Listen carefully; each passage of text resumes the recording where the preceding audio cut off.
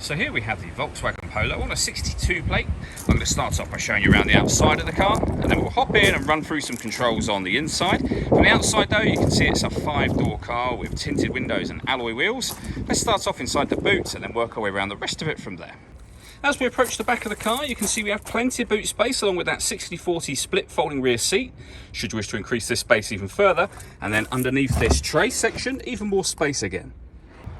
Okay, so we're just going to work our way back round to the front of the car, and then we'll hop in and run through some controls on the inside. But now that we've done a full circle of it, you can see it's in excellent condition the whole way round. Just briefly before we climb in, I think it's well worth seeing the interior from this exterior point of view. There's plenty to run through on the dashboard, so let's hop in and we'll do that now. Okay, now that we're inside the car, we're going to start with the dials. On the left-hand side, we have the rev counter, and on the right-hand side, the speedometer.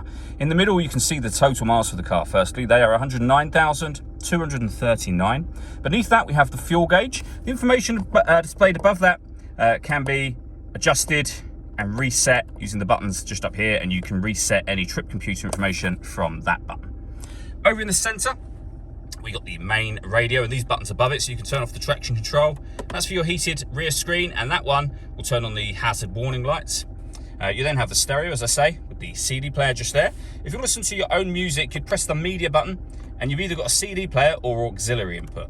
Your radio, you've got DAB, FM, and AM available to you. So plenty of ways to listen to music in this car. Below that, we then have the air conditioning. So you can determine the temperature, fan speed, and the direction the air is being distributed in. When you're happy with those settings, that button turns your air conditioning off or back on again.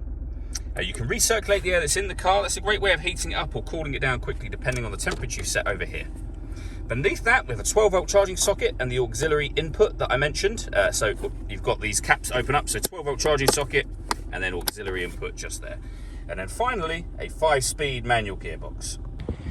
All that leaves me to say is thank you for taking the time to watch this video. If you'd like to come and see the car in person and have a test drive, please feel free to give us a call here at Surrey Specialist Cars. We'd love to hear from you soon.